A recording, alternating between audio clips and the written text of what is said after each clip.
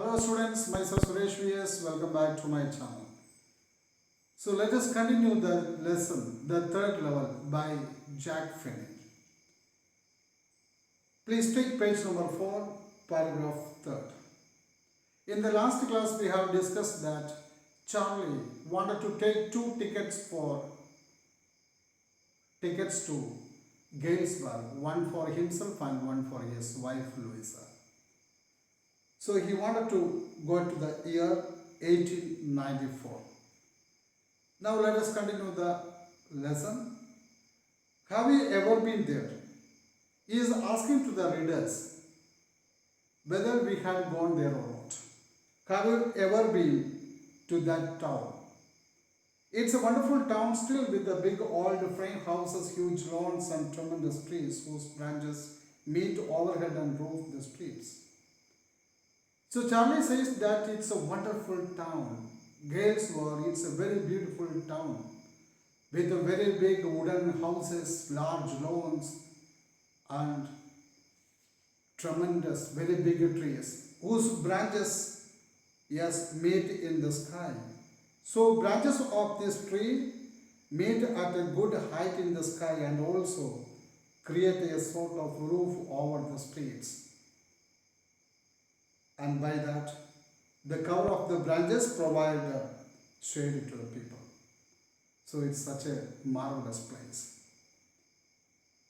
And in 1894, summer evenings were twice as long and people sat out in their lawns, the men smoking cigars and talking quietly. And in 1894, remember the time is 1894, the summer evenings were, larger than the present time. And they were twice as long. And people sat outside their houses, especially were on their lawns. And men, what were they doing? They were smoking cigars and talking quietly. Whereas what women were doing? Women were waving their palm leaf fans. That is fans made of palm leaf. And what was around them? They were gathered by fireflies. Fireflies, you see that insect shines at night. So the people were gathered by fireflies and women were waving their fans made up of what? The palm leaves. What a beautiful sight it was. What an imagery used by the narrator. To be back there with the First World War, still 20 years and World War II over 40 years in the future. And you see the First World War took place in 1914 and Second World War in 1939. So he says that to reach there, that means First World War was 20 years ahead from the date and Second World War that was almost 40 years away in future. I wanted 2 tickets for that.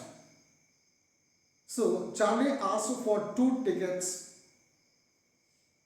for whom? For himself and his wife to go to Galesburg. The clerk figured the fare. So immediately the clerk calculated the fare. Figured means calculated the fare. He glanced at my fancy hatband. He started looking at his fashionable hat. You see the hatband, that's a decorated ribbon encircling a hat. So Charlie was wearing a very fashionable dress. So the man in 1890s, he started looking at a person who had worn dress of 20th century. And I had enough for 2 coach tickets. And you see that he had enough money to purchase 2 train tickets one way. That means to one side. But when I counted out the money and looked up, the clerk was staring at me. So once Charlie started counting the money, so immediately the clerk started staring at him, looking steadily at him. He nodded at the bills. You see that he looked at the currency. Bills means currency or money. He looked at the money. That ain't money, mister. Hey, that's not money, mister. There's not currency, he said. And if you're trying to skin me means cheat me, you won't get very far. If you're trying to cheat me, or if you are trying to fool me, yes, you won't get very far. You cannot escape from here. Take care of that, the clerk said. And he glanced at the cash drawer. He looked at the cash drawer beside him. So by the side of him, the cash drawer was there. He looked there. Of course, the money was old style bills.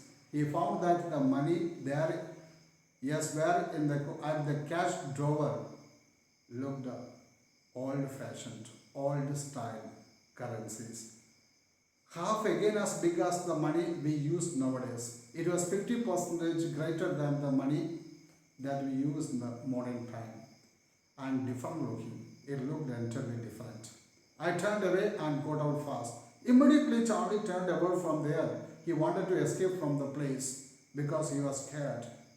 There is nothing nice about jail even in 1894. Even if the jail of 1894 that was not a nice place.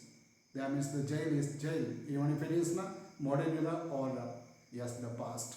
So he was frightened that he would be yes, arrested by the police and put in jail.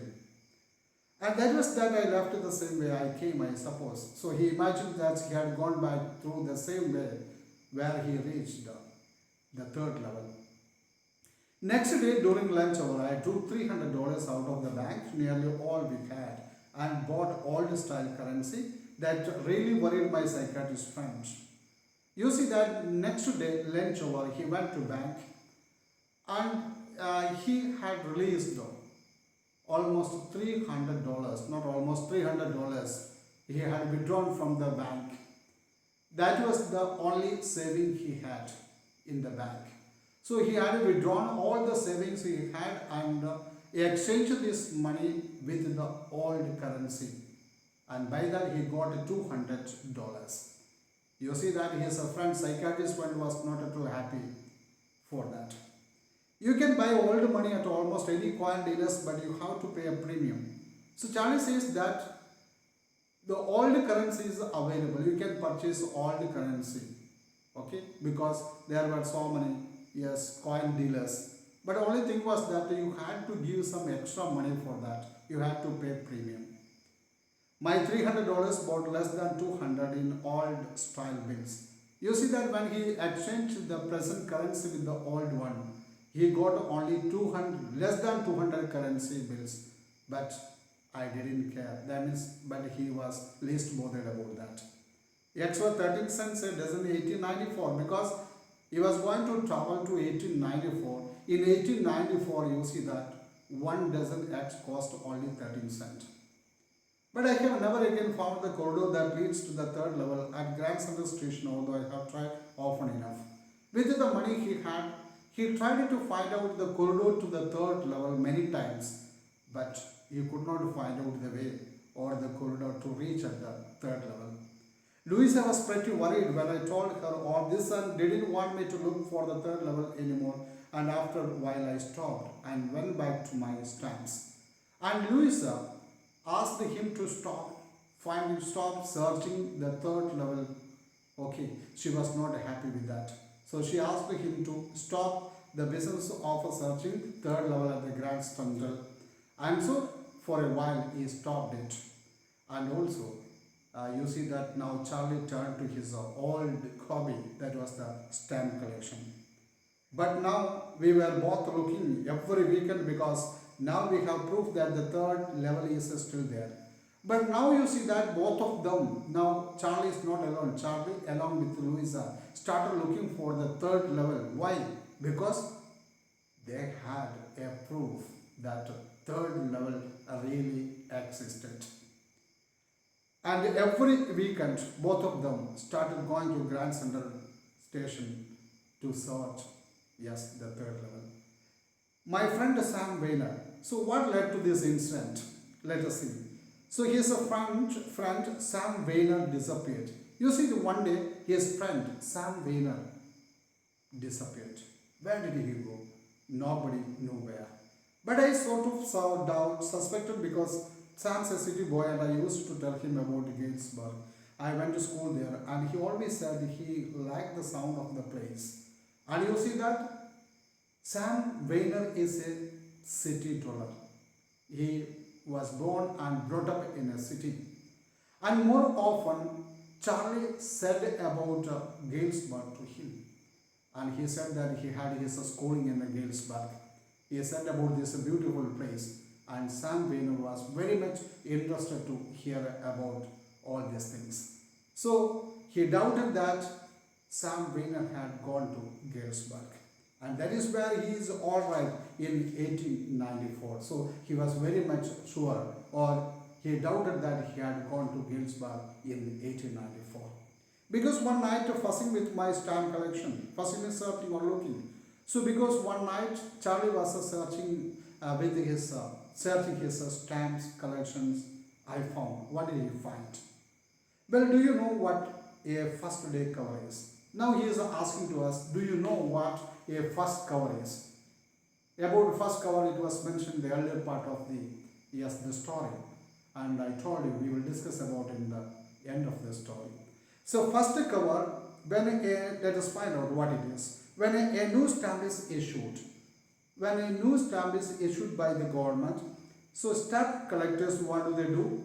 And they buy some and use them to mail envelopes. They buy some stamps and use them to mail the envelopes. And to themselves on the very first day of sale, what do? They mail themselves. So writing their own address over the envelope, they mail to themselves even at the first day of its issue. And the postmark proves the date. So the official mark stamped on an envelope, yes, that it declares or proves the date, on which date it was issued. So the envelope is called a first day cover, and such envelopes were called as first day cover, and they were never opened because you just put a blank paper in the envelope. Such covers were not opened because nothing was inside it, only blank paper. Nothing inside means only blank papers were kept inside, nothing was written inside. So such covers were not open. That night, among my oldest first day covers, I found one that should not have been there. So on that night, while he was searching for his first day covers, he found a cover there, an envelope there. Actually, that should not have been there, but it was there. It was there because someone had mailed it to my grandfather. You see that this envelope was mailed to, this letter was mailed to his grandfather at his home in Galesburg. That's what the address on the envelope said. So the address on the envelope, that was of his grandfather who lived in Galesburg. And it had been there since July 18, 1894. The postmark showed that. So the postmark over the letter envelope showed that it was posted on July 18, 1894. Yet I didn't remember it at all. But Charlie thought that he did not remember about that first day cover. The stamp was a 6-cent dull brown with a picture of President Garfield. The stamp costed 6 cents, and the color of the stamp that was dull brown, and there was a picture of President Garfield. Naturally, when the envelope came to Granddad in the mail, it went right into his collection and stayed there. Naturally, the envelopes have come, so it used to go to his collection and stay there. And you see that till I took it out and opened. But how did it come in Charlie's collection? So even then, he opened the envelope and went through the paper inside that. Usually, there would have been the white paper, but this time a letter was inside. So the letter was like this: Charlie, I got to wishing that you were right, then I got to believing you were right. And Charlie, it's true, I found the third level. I have been here 2 weeks, and right now down the streets at the daddy's someone is playing a piano, and they are all out on the front porch singing Nelly home. And I am invited for our lemonade. Come on back, Charlie and Louisa. Keep looking till you find the third level. It's worth it, believe me. And you see that this was a letter from Sam, who had disappeared from the place a few days back. And it was written that, Charlie, you are right. I could find out the third level. Now I am here in Galesburg for the last 2 weeks. I am enjoying the place. I am roaming in the street, and the people are very much hospitable. And you see that some even invited me to have yes lemon juice in their house, and the people are singing a song. What song it is? Yes, sing Nelly Home. That's an American song published in the 1850s. So Charlie, it's a beautiful place. Please, you come here with your wife. So you continue your searching for the third level and come here with love, Sam. It was undersigned by Sam. At the stamp and coin store I found out that Sam bought $800 worth of old style currency. And you see that at the shop where he had exchanged his currency, when he went there, he found out that Sam had bought almost $800 worth of old style currency. So he had purchased or bought old style currency from the shop. That ought to set him in a nice little hay. That is very much sufficient for him to start a business there. What business was he going to start? Then hay, field and grain business. That means it was very much sufficient for him to start hay, field and grain business there. He always said that is what he really wished to he could do, and he certainly can go back to his old business.